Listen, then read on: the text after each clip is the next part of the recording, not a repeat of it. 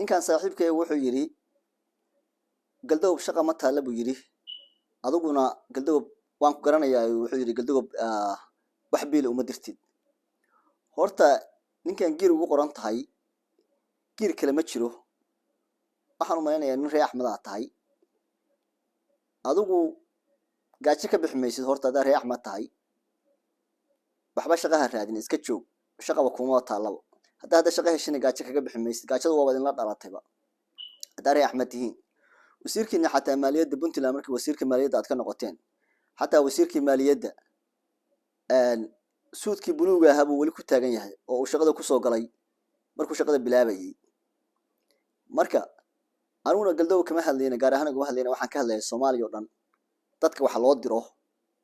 inay shaqooyinka naceen sababtoo waxa ay bilasha loo dirayo galdowka hadda aad sheekada ku soo dartay laftigiisa sheekan ka haya aad u yaab badan hadda 2024 ahayd baan u maleynayaa baan subax ka lahay magaalada galdogob dhakhtar baan waxaan ka soo jiranayay dhaqaatiirta subaxdii baa loo kala lahaa waad aragtay oo waxa laga soo goostaa kaar baa laga soo goostaa kaarka line baa la galaa marka waxa dhacday saacad subaxii ka bacdi baan tagay meeshii subaxdii waxaan fiirshay bal magaalada dadka say u shaqo tagayaan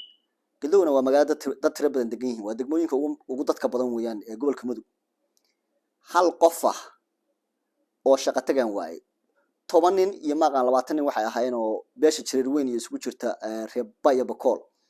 oo dhagax u kala haya iyo dhismo u kala haya waxaan ahayn oo bini aadan ah oo soconaya oo shaqo u kala haya maarag ma jiraan Soomaaliyana magaalooyinka badankooda waa la jiirhaya hada tagtay waa aragtay shaqooyinka si loo kala oday subaxdii markuu waagu bariyo galdow waa hurdaa ma shaqayso dhaxay ka yimid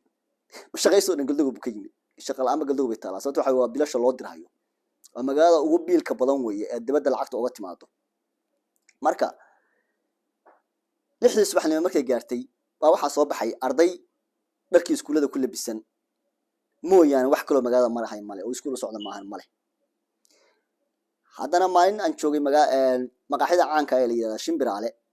waxa dhacday nin baa aad wuxuu igula doodahayay magaalada wax shaqo kama jirto oo meel laga shaqeysan maro dadku waa tahriibayaan ana tahriiban xirna dad badan oo meesha maqaaxida waa artay Shimbiraale waa dad badan tahay dad badan oo reebaadiyo u badan baa dhageysanay reebaadiyuna waa dad shaqeeyo weeye ma fariistaan dadka reebaadiyaha waa artay u qalaaleen inta waa ordahaya ninkii shaqo ma taalo yeen magaalada su'aal baan weydiiyay waxaan ku yiri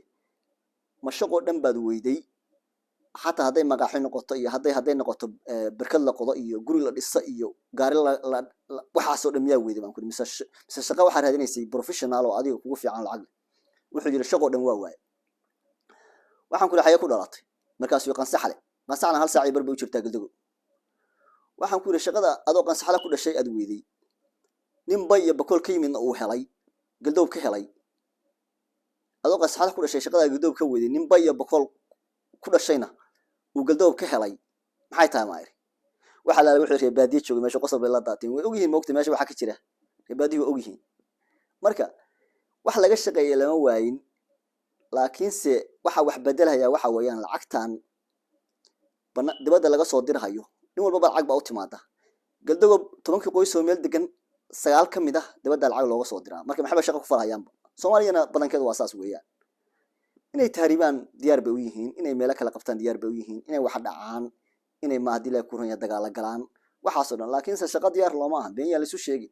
cidna cid kale cid inuu shaqayso ma rabto waxa la soo diraa hal cun si fiican loo cun